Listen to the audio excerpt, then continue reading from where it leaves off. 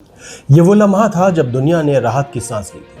8 अप्रैल 2026 की सुबह पाकिस्तान की मध्यस्थता में अमेरिका और ईरान के बीच 2 हफ्ते की सीज़फायर का ऐलान हुआ था।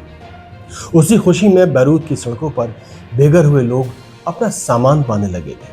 तंबुओं में रात गुजारने वाले परिवार घर लौटने के सपने देख रहे थे, लेकिन ये खुशी कुछ ही घंटों की मेहमान साबित हुई।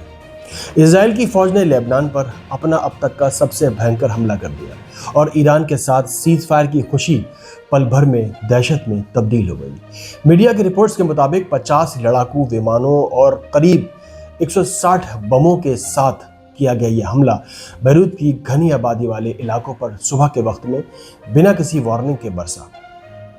इस हमले को ऑपरेशन इंटरनल डार्कनेस का नाम दिया गया।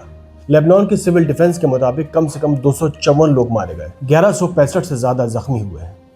बैरूत के अमेरिकन यूनिवर्सिटी मेडिकल सेंटर ने खून की अपील जारी की क्योंकि अस्पतालों में मेडिकल सप्लाई खत्म हो रही थी। वहीं एपी के पत्रकारों ने बैरूत के सबसे बिजी चौराहे पर जली हुई लाशें देखी।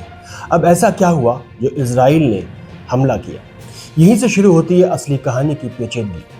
पाकिस्तान के पीएम शहबाज शरीफ ने साफ कहा था कि सीज फायर में लेबनान भी शामिल है, लेकिन नेतन्याहू ने इसे सिरे से नकार दिया और कहा कि इजराइल लेबनान में हमले जारी रखेगा क्योंकि हिजबुल्लाह इस डील का हिस्सा नहीं है। और ट्रम्प ने पीबीएस को दिए फोन इंटरव्यू में कहा कि लेबनान हिजबुल्लाह की वजह से डील में नहीं है, लेकिन यह मामला सुलझ जाएगा।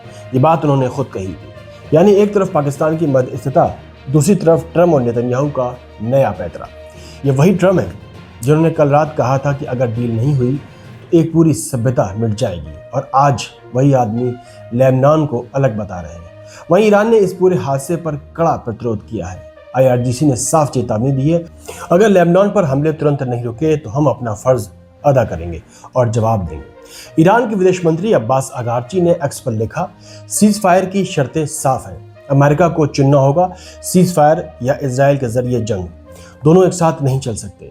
ईरानी मीडिया के मुताबिक तेहरान ने स्टेट ऑफ हॉर्मुज से तेल टैंकरों की आवाजाही रोक दी और डील से बाहर निकलने पर विचार विमर्श किया।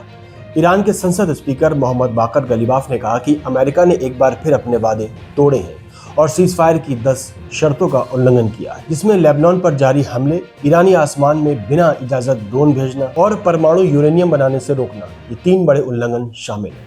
अरब लीग के प्रमुख अहमद अब्दुल गीत ने कहा कि इजराइल ईरान सीज फायर को तोड़ने की लगातार कोशिश कर रहा है।